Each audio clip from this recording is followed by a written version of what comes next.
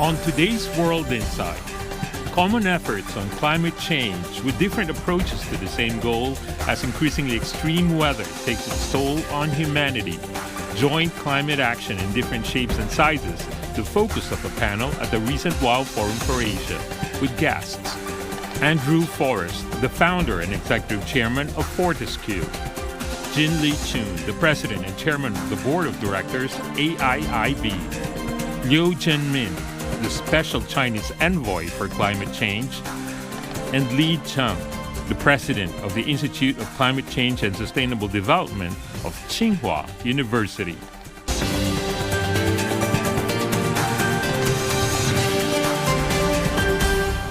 President Jin, I know you, from where you are, AIIB, is trying to bring partners together. Tell us more about what you are doing, what are you trying to achieve? Green armistice implies that two guys were fighting, and all of a sudden, they were choked to death because of the climate change. They said, let us stop fighting. Okay, we deal with climate change. This is my interpretation of green armistice. And to quote Shakespeare, it's important to have the interpretation of the times. Interpretation of the times means how do you interpret the challenges of the present world. And this is from Coriolanus of Shakespeare's tragedy, indicating when Rome was invaded by the vultures, how the Romans are going to do. How do you interpret the times? You fight against each other or fight against the common enemy. And it so happens, at the same time, in Chinese history, in Chinese classics, in Zhou Zhuan, recording the Warring States period. And there's a saying, everybody knows about that. The brothers are fighting within the household wars, but they unite in defending outside invaders. So if you talk about political hurdle, it means how do you interpret the political hurdle? It could be a hurdle if you don't see anything which could create problems for you. But if you really, really think this climate change is the biggest threat to human society, I mean, to human society, not to any individual country, then there's no political hurdle to talk about. Now, give you another example. It may not be a very close analogy, but I still want to refer to this, because I always want to sell my bank, Asian Infrastructure Investment Bank. When President Xi initiated, he would like to create a multilateral development bank in the 21st century to deal with the global issues, connectivity, dealing with regional economic integration. So we tried to invite the Americans, the Japanese, and the Europeans to sit down and to work out an agreement. Of course, for various reasons, US and Japan did not participate, but all of the European countries joined. They did not simply join, they were participating in the negotiation of the Articles Agreement. They were working together to shape the governance. And then how about the differences between China and European countries? Nothing when they think about connectivity, regional development. So it's the interpretation of times. Thank you. All right, thank you very much, President Jin.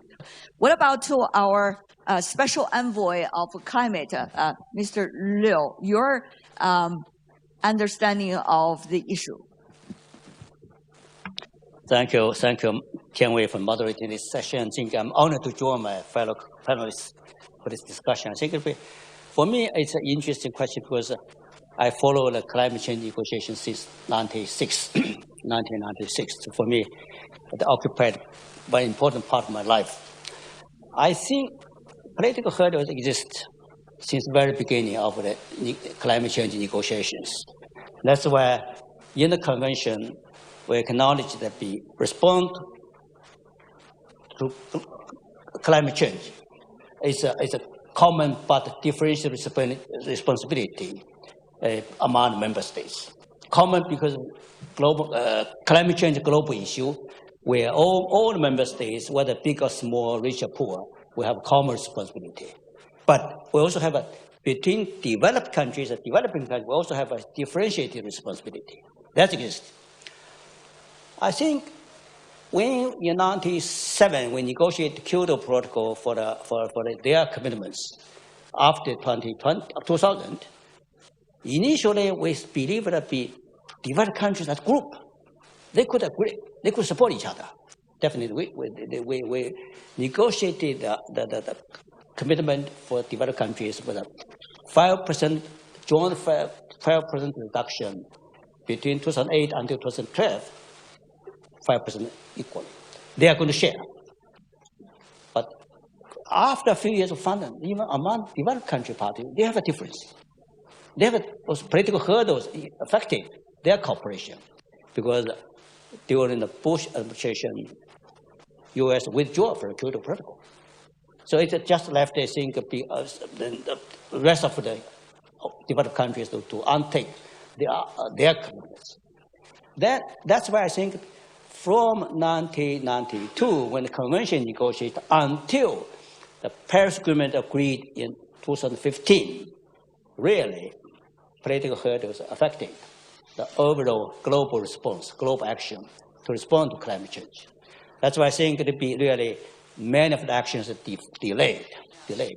That's why last year in Tibet, when I joined John Kerry in speaking with the Pacific Island countries forum, we said this is delayed, not because of one or two countries, that's because of the political difference. But Paris Agreement, I think, helped to bring all the countries together with a bottom-up approach, nationally determined contributions. I think it'll be we all join this global effort. Of course, but since Paris, since 2015, I think there's the common consensus among all the parties to support the Paris goal. But another different political hurdle is emerged, that protectionism. I think because the economic competition becoming another problem for critics.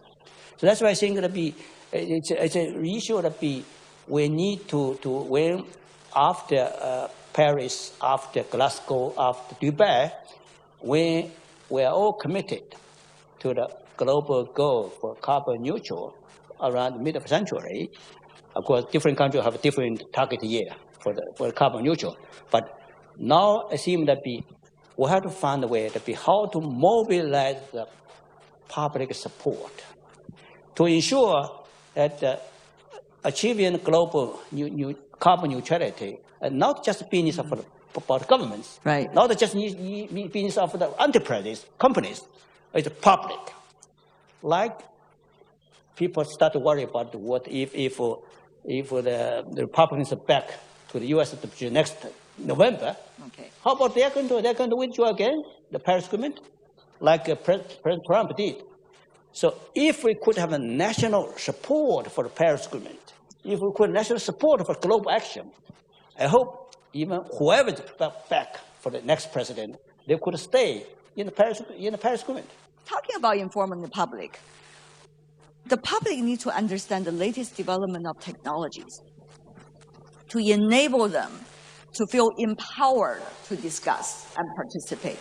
So on that, I want to go to Andrew.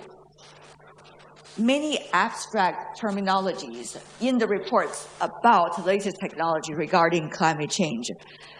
Very hard for the public to understand. Where are we? So exactly where are we, Andrew? Can you explain, not using big words? Yeah, okay. No, thank you. I'm not good at big words. So we're moving from a very poor position a decade or two ago to a sound position now to a really good position.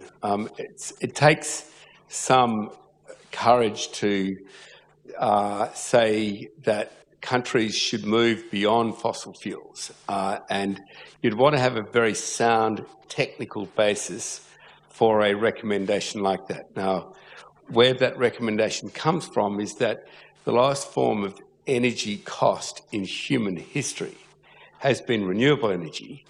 And do we now link that renewable energy to the energy when we need it? And the answer to that is yes, of course, otherwise it's wasted energy. If we only make renewables for 75% or for 25% of the time we need it, then the other 75% leaves us without any energy friends. So we're seeing a very rapid change in that. Of course, batteries are getting stronger and stronger. So you have in California for the last 20 days, they've made about 150% too much energy for their system, and they were only able to use 60 to 70% of it because they didn't have the storage. Clearly, if they had the storage, for around the last month, all of California would have been zero pollution. And that gives you a very strong message that the world is getting there. And nowhere quicker than China. California is slow compared to China. The huge scale which China's building renewable energy can only be applauded by the world. And I see America saying they're worried about Chinese oversupply of renewable energy. I can tell you for the other 7.5 billion people on the planet, we're really happy to have Chinese oversupply of renewable energy equipment because that's what's going to save us. Whether or not there's a balance of trade 1 year to the next, that's irrelevant.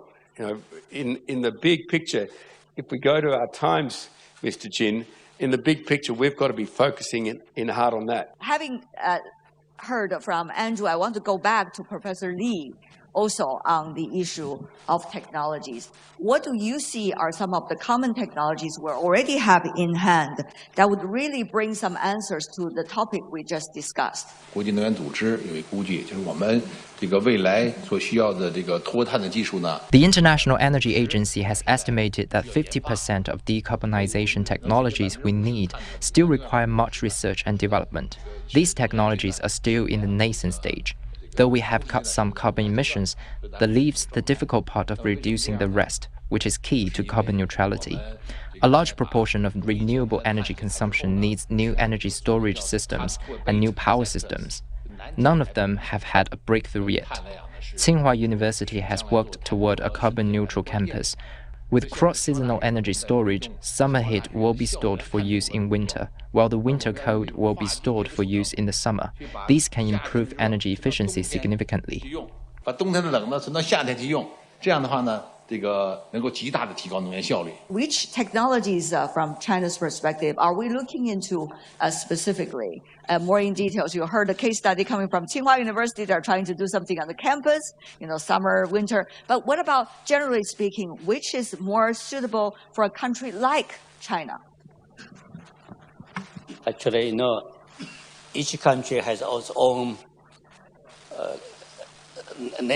energy, and it's also on energy demands for energy reserve. China is rich in coal, less in oil, and lack gas. That's why I think, but the Chinese government will realize that as the largest coal-producing country and consumption country, that we started to reduce our percentage of coal consumption many years ago. Well, we're also committed to improving our energy efficiency for the coal consumption. But until now, I think even with efforts, we just reduced from 70% of coal consumption to 56%. Still a long way to go. But I think Chinese government realized that, so we mobilize our business sector and the technology sector to invent others. That's why you see China is a leading country in innovation and manufacturing of the solar and wind equipment.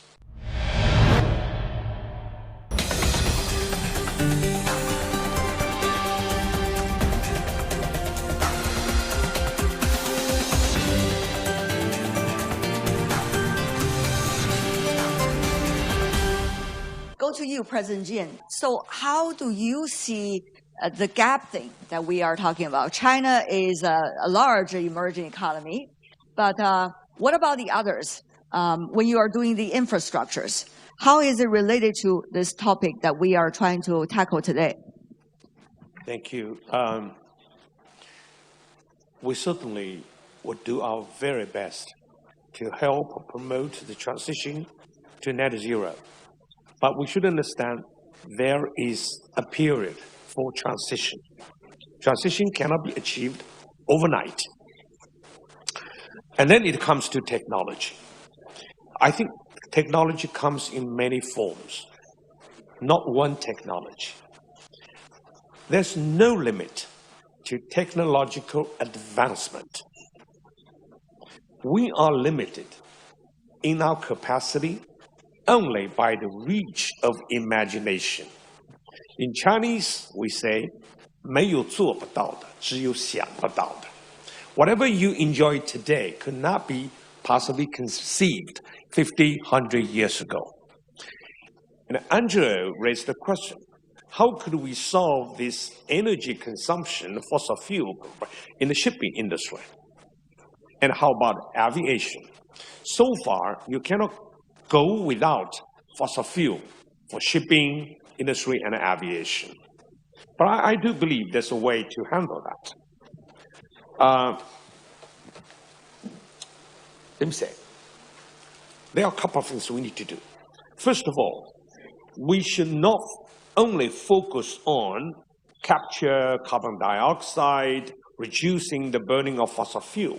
We should also think about creating more oxygen by absorbing carbon dioxide, which means reforestation or afforestation. We went to Brazil for the G20 meeting, and I went to Amazon region. Amazon region covers more than 50% of the South America. It's not simply Brazil, okay? Amazon region, tropical rainforest, provides 1/4 of the whole oxygen in this world. It's huge. And if we can protect forests, for instance, in Asia, in the subtropical areas, and how much oxygen we could produce. Do not think carbon dioxide is evil. It's not. It's very important natural resources. The issue is how you turn these natural resources into very productive, useful things. One of the things is the so-called shared responsibilities that we see a lot discussion at the COP meetings, at the climate change summits. But now, to you, from different walks of life, what is that shared responsibility? How that can be done? Li Bedong's remarks about how severe global warming is now becoming, I think it is ringing through all of China. We have a really crazy situation in North America where you've got a bunch of people who it doesn't suit them to believe that global warming is happening, doesn't suit them to believe in the science. However, unfortunately, their people and their livestock are dying from humidity, and that's in front of them. So I think you're going to see self-interest start to lock in here.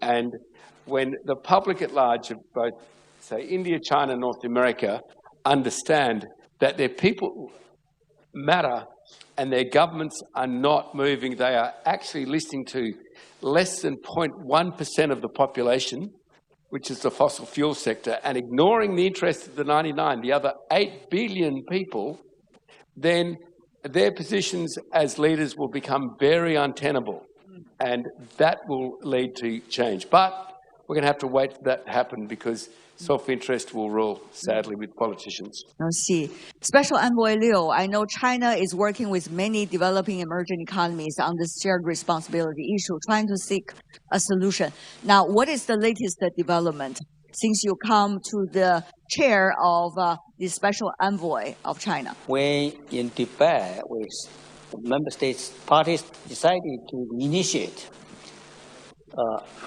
process for energy transition. I think that raised the issue not only for the individual government, but for the international community, how we could help developing countries to achieve energy transition. Like for Asian countries, actually, according to IAEA, it would be over 80% of the coal consumed in Asia, including East Asia, Southeast Asia, and South Asia. But, in Asia, not every country has the technology and financial resources for the immediate energy transition. That's why I think the issue would be how we could help. I think that way, that's one of the issues I'm going to discuss with many colleagues, including President Jin of the AIIB, about how we could mobilize the multilateral development banks, how we could mobilize the private sector, how we might mobilize the governments in the region to initiate kind of a program and project to be in Asia to be helped. I think that we need to start now. Definitely, we need to start now. I think in all these initiatives that we of course think that we need to really devote more resources for the substitution of the fossil fuels with renewable energy. Right. At the same time, we also have to develop, innovate new technology for the good use of the fossil fuels, including the CO2s. CO2 is not just a pollutant. If you could have good technology, you can make it as a good resource for manufacturing for other materials. Right. So that's why I think I expect to be for the future in the next 2 or 3 decades that the member state parties really need to cooperate on technology. Shared responsibility is predicated on the understanding of common challenge. This is the first point. And the responsibility comes to different people in different ways. For instance, I said, we need more forests. I mean, Andrew Forrest, we need more people like you, but we really need more forests, trees, greens, and then the people who live in the tropical rainforests, were they in South America or Asia, they should protect the forest without cutting the trees. But of course, multilateral development banks should help them to make a decent living so that they will not cut the trees. For those countries, European countries, United States, advanced countries, they have technology, they have financial resources. You contribute, right? And we multilateral development banks would like to leverage the financial resources to crowd in more private sector. Every day, there are basically 2 or 3 trillion of the US dollars moving around the planet, looking for the landing spot. Why they don't land? Because they're not sure whether the policy environment or regulatory environment is good for them to invest. And then the government should work together to create an enabling environment for investments in renewables. So shared responsibility means different things to different people. Right. But basically, you have to understand climate change is the clear and a present danger. How can we have a good division of labor, meaning we all contribute to this, whatever you call value chain, supply chain, and technology chain, so that we don't have to invent the wheel and reinvent the wheel all the time. There needs to be real cooperation. How is that likely to happen according to your latest research on the paper right now? All of humanity are sitting in the same boat that is sinking. So we all need to make an effort. We need to volunteer, not just rely on being asked. That's why common but differentiated responsibilities matter. In this way, we can work on common goals with different approaches. The developed economies have advanced technologies and rich financial resources, so they can help developing countries besides dealing with their own issues. So developing economies can grow with aid and reduce carbon emission with new technologies. I believe this is what it takes for various parties to work together on the same goal. There is such a monster responsibility to make green hydrogen of a scale that you can challenge and then defeat the oil and gas sector. But that's where we have to go. And there is enough green hydrogen potential easily in the world by a factor of thousands just from the solar and wind we have. if you were going to say division of labour, I'd say Australia totally focus in on making green hydrogen, green ammonia, and fuels for the world. I'd say to China, totally focus in on what you're fantastic at, which is making the electrolyzers, the renewable energy generators, be that workshop of the world, and then get that equipment out to the world at the lowest possible cost so they can give you energy back at the lowest possible cost. Division of labour and skills. I think the monstrosity could be reduced as long as everybody is taking their responsibility. But I want to comment very briefly on the so-called reinventing the wheel. Should we reinvent the wheel? Yes, we should. The wheel the humans made thousands of years ago are not the same wheel as you put on the Mercedes-Benz or on the aircraft. They are different wheels. In reinventing wheel means each and every stage you upgrade your technology. So don't just categorically, rule out reinventing wheel. I would really love to see people can reinvent the wheel, but a better wheel. For me, my responsibility in the coming years will be do my best to safeguard the multilateral process. We really have a global response with a common but differential responsibilities. I think international cooperation will be key.